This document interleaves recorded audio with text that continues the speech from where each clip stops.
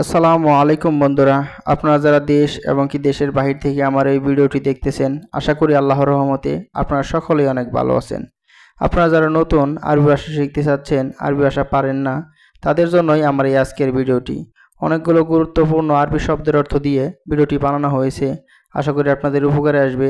তাই সম্পূর্ণ ভিডিওটি দেখুন এবং প্রত্যেকটি শব্দের অর্থ মুখস্থ করার চেষ্টা করুন। ইনশাআল্লাহ খুব তাড়াতাড়ি আরবিতে কথা বলা শিখে যাবেন। আর এই ধরনের আরো ভিডিও পেতে চাইলে চ্যানেলটি সাবস্ক্রাইব করে পাশে থাকুন। আরবিতে লাম্বা এর বাংলা অর্থ লাইট।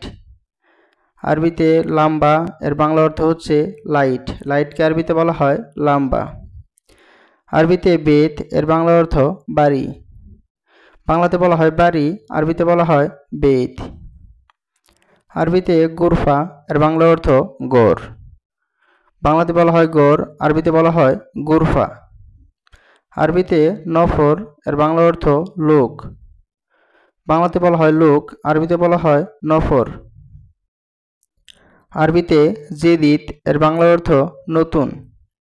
বাংলাতে বলা হয় নতুন, আরবিতে বলা হয় জেদিদ।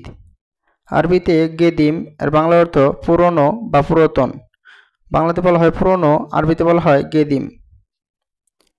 আরবিতে শরিকা এর বাংলা অর্থ কোম্পানি। বাংলাতে বলা হয় কোম্পানি, আরবিতে বলা হয় শরিকা। শরিকা অর্থ কোম্পানি। আরবিতে মুদির এর বাংলা অর্থ বস। বাংলাতে বলা হয় বস, আরবিতে বলা হয় মুদির। আরবিতে কফিল এর বাংলা অর্থ মালিক। বাংলাতে বলা হয় মালিক, আরবিতে বলা হয় কফিল। আরবিতে মাসুল এর বাংলা অর্থ দায়িত্ব। বাংলাতে বলা হয় দায়িত্ব, আরবিতে বলা হয় মাসুল। আরবিতে আমেল এর বাংলা অর্থ শ্রমিক। বাংলাতে বলা হয় শ্রমিক, আরবিতে বলা হয় আমেল। আরবিতে সুগল এর বাংলা অর্থ কাজ। কাজকে আরবিতে বলা হয় সুগল। আরবিতে সাউই এর বাংলা অর্থ করা। বাংলাতে বলা হয় করা, আরবিতে বলা হয় সাউই। আরবিতে মক্তব এর বাংলা অর্থ অফিস। অফিসকে আরবিতে বলা হয় মক্তব। বাংলাতে বলা হয় অফিস, আরবিতে বলা হয় মক্তব। আরবিতে বাকালা এর বাংলা অর্থ দোকান। বাংলাতে বলা হয় দোকান, আরবিতে বলা হয় বাকালা। আরবিতে সুক এর বাংলা অর্থ মার্কেট। মার্কেটকে আরবিতে বলা হয় সুক। আরবিতে হাল্লাক এর বাংলা অর্থ সেলুন। সেলুনকে আরবিতে বলা হয় হাল্লাক। হাল্লাক অর্থ সেলুন। আরবিতে মাকসালা এর বাংলা অর্থ লন্ডি। লন্ডিকে আরবিতে বলা হয় মাকসালা। আরবিতে হামদিয়াত এর বাংলা অর্থ মেরেন্ডা। বাংলাতে বলা হয় মেরেন্ডা, আরবিতে বলা হয় হামদিয়াত। আরবিতে সামাক এর বাংলা অর্থ মাছ। মাছকে আরবিতে বলা হয় সামাক। আরবিতে আদাস এর বাংলা অর্থ ডাল। বাংলাতে বলা হয় ডাল, আরবিতে বলা হয় আদাস। আরবিতে লাহাম এর বাংলা অর্থ মাংস। মাংসকে আরবিতে বলা হয় লাহাম। আরবিতে লাহাম বাগার এর বাংলা অর্থ গরুর মাংস।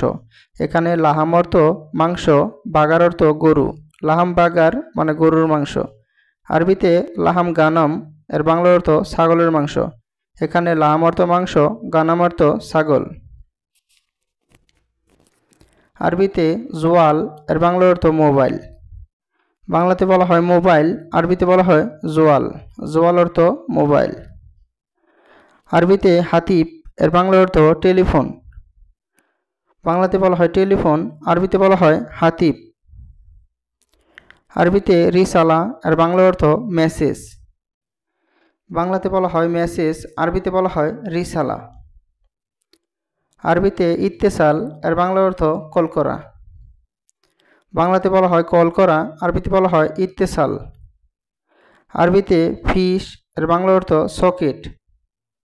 সকেটকে আরবিতে বলা হয় ফিশ। আরবিতে সাহান এর বাংলা অর্থ চার্জার। চার্জারকে আরবিতে বলা হয় সাহান। আরবিতে আবগা এর বাংলা অর্থ লাগবে। বাংলাতে বলা হয় লাগবে, আরবিতে বলা হয় আবগা। আরবিতে লাজেম এর বাংলা অর্থ অবশ্যই। বাংলাতে বলা হয় অবশ্যই, আরবিতে বলা হয় লাজেম। আরবিতে দরুরি এর বাংলা অর্থ জরুরি।